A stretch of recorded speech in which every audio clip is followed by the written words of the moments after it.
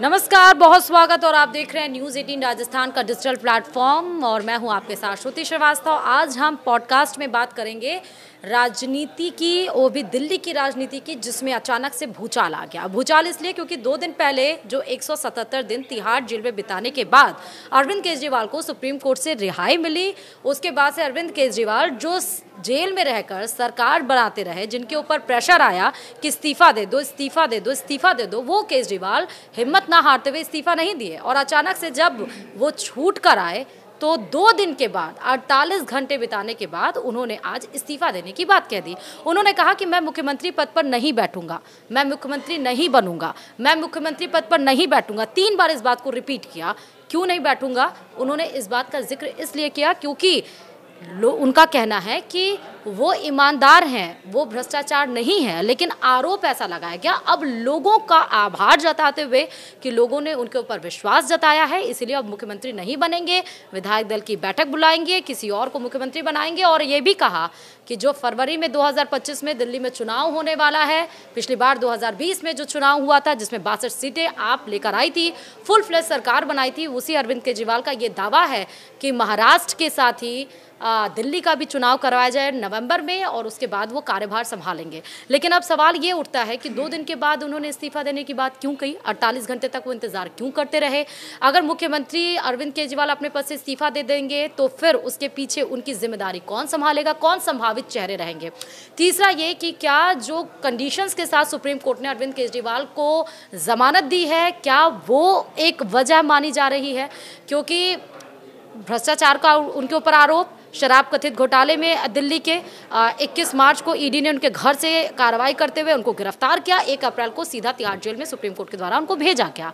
तो ये जो सारे आरोप लगे हैं, क्या उसको बताना चाहती है या फिर जो चुनाव होने वाले फरवरी में उसका प्रॉफिट पहले ही गेन करना चाहती है? एक तरह से जो इस समय जो अरविंद केजरीवाल के ऊपर जो दया दृष्टिकोण है कह सकते हैं, उसको अपने फेवर में भुनाने की कोशिश कर रही है। तो क्या कुछ है और क्या अरविंद केजरीवाल का इस्तीफा देना वो सही है या फिर गलत? जैसा वो कह रहे हैं कि पार्टी को तोड़ने की कोशिश की जा रही थी, मुझे तोड़ने की कोशिश की जा रही थी और इसीलिए ये तमाम सरकारी एजेंसियों का उपयोग भाजपा सरकार के द्वारा किया जा रहा था। तो ये सही फैसला है या फिर गलत? और देश में ऐसा कब कब हो पाया है कि जब अचानक से मुख्यमंत्री पद का चुनाव हो पाए? और उसके पहले हरियाणा की भी सियासत कुछ इसी तरह दिल्ली में होती हुई दिखाई पड़ी है। तो चलिए हम सीधे बात करते हैं। हमारे साथ सहयोगी सुभाषकर शुक्ला जुड़ चुके हैं और उनसे ही हम जानेंगे, समझेंगे कि क्या ये फैसला अरविंद केजरीवाल का सही है या फिर गलत, क्यों ये फैसला लिया गया, क्या इसके पीछे के मायने हैं, कौन संभावित चेहरे हैं और क्या कुछ हो सकता है।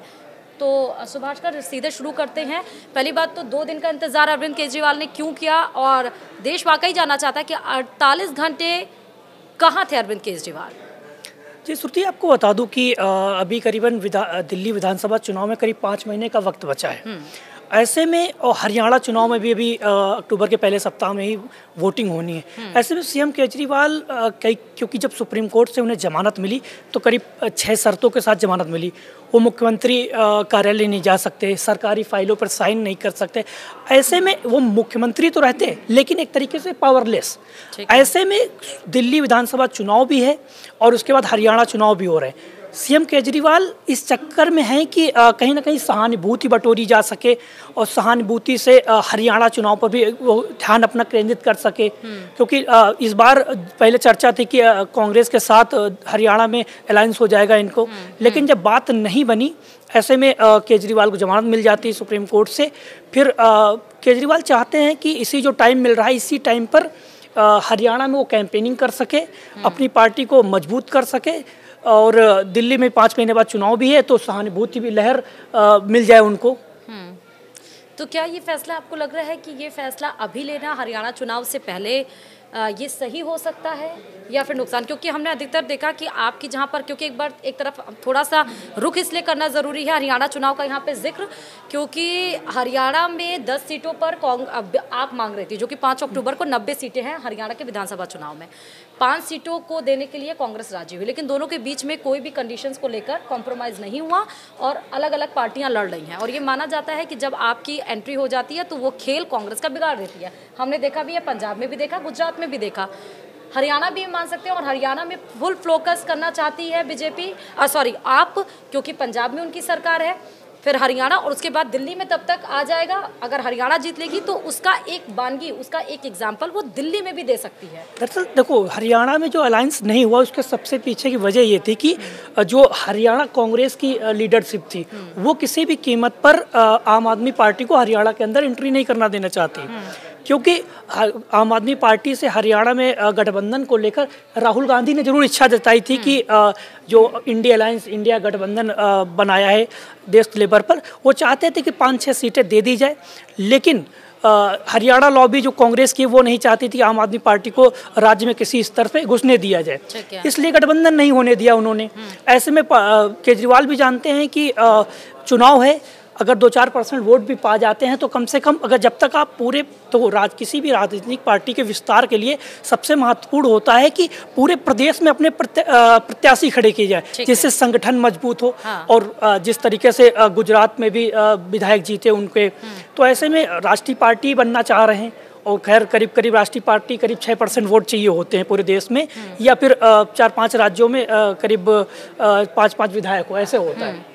तो एक तरफ इधर तो इनको गठबंधन न होने के बाद करीब 90 सीटों पर आम आदमी पार्टी ने अपने प्रत्याशी भी उतार दिए। ठीक है, तो ये लग रहा है कि हरियाणा चुनाव पर अरविंद केजरीवाल को लीड लेने की ज़रूरत है, इसीलिए ये यहाँ पर अपने मुख्यमंत्री पद को छोड़ रहे हैं। उसके पीछे की वजह कहीं ना कहीं हरियाणा चुनाव भी है, और उसका सीधा इन्फ्लुएंस, प्रभाव क्या आप दिल्ली में भी देख रहे हैं? जी बिल्कुल, क्योंकि देखो केजरीवाल हरियाणा से ही आते हैं, वो हरियाणा के ही लोकल बॉय हैं। हाँ।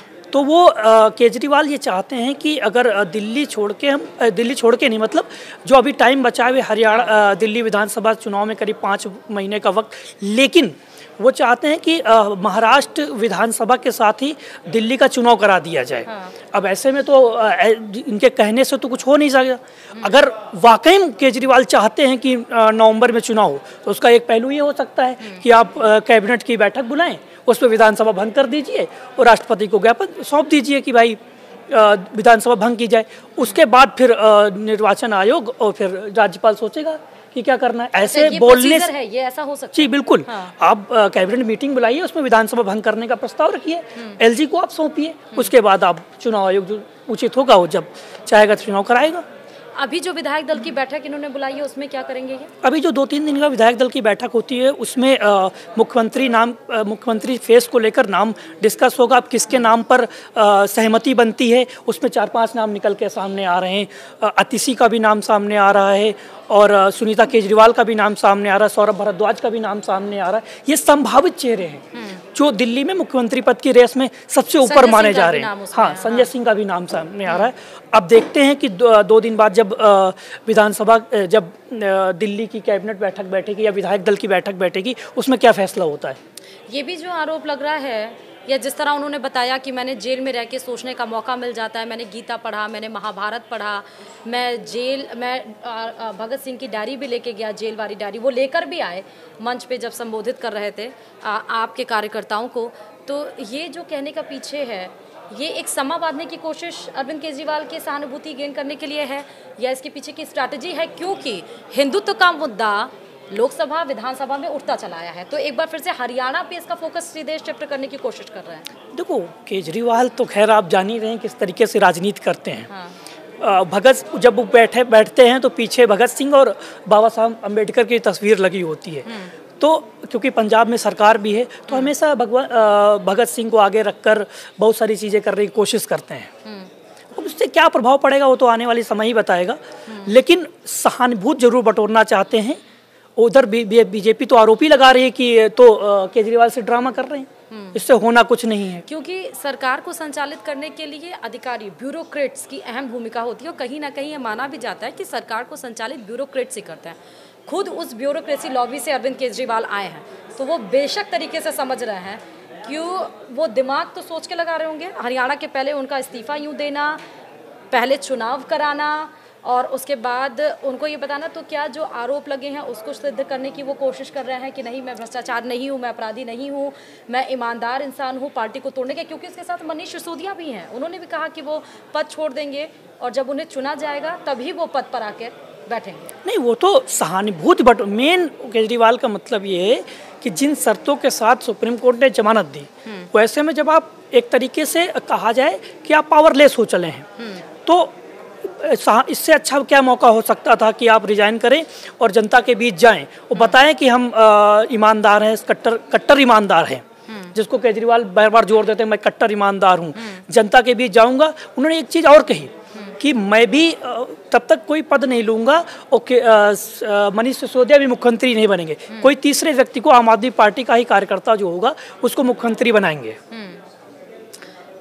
इसका मतलब सहानुभूति, तो मतलब इसका मतलब कि जो आज चाल चली है अरविंद केजरीवाल ने, उससे चित भी उनकी है और पट भी उनका है। बिल्कुल भाई, परसेप्शन देखो, चुनाव हमेशा परसेप्शन का होता है, लोगों के बीच मैसेज किया जाता है। अब ये देखने वाली बात है कि नहीं, तो क्या ये जो परसेप्शन आज बिल्ड करने की अरविंद केजरीवाल कोशिश कर रहे हैं, ये परसेप्शन अगर चुनाव आयोग नहीं मानता है, और क्योंकि अरविंद केजरीवाल भी कहते आए हैं चुनाव आयोग के ऊपर उन्होंने निशाना साधा है कि वो सरकार की एक तरह से तंत्र है, सरकार संचालित करती है चुनाव आयोग को, तो क्या अब वो मान रहे हैं कि नवंबर में जो चुनाव कराने की कोशिश कर रहे हैं, अगर नवंबर में चुनाव नहीं होता है तो आज जो ये कूटनीतिक चाल अरविंद केजरीवाल की तरफ से चली जा रही है, क्या वो 5 महीने तक सस्टेन रहेगी?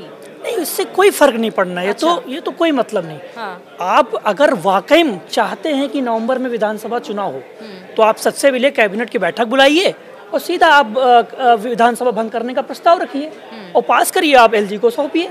उसके बाद अपने आप रास्ता खुल जाएगा विधानसभा चुनाव, तो फिर निर्वाचन आयोग को कराना ही पड़ेगा। नहीं तो क्या इस बीच में जो हॉर्स ट्रेडिंग का गेम चलता है वो नहीं हो सकता है? नहीं, ये पॉसिबल नहीं है, क्योंकि जो विधानसभा का जो आंकड़ा है, एक तरफ केजरीवाल की पार्टी आम आदमी पार्टी के 62 विधायक, हाँ, और बीजेपी के पास मात्र 8, तो बहुत 70 सीटें हैं, आपको बता दें। तो बहुत बड़ा गैप है। इतना बड़ा गैप कर पाना बहुत इम्पॉसिबल होता है। मतलब हॉर्स ट्रेडिंग कहीं से भी पॉसिबल नहीं दिल्ली में तो नहीं। तो मतलब ये जो इतना बड़ा रिस्क उठा रहे हैं, ये सोच समझ के उठा रहे हैं। बिल्कुल, पूरी सोची समझी रणनीति है। उन्हें पता है कि बहुत बड़ी, क्योंकि जिस हिसाब से जमानत मिली है, आप सभी जान रहे हैं कि क्या क्या कंडीशन सुप्रीम कोर्ट ने लगाई।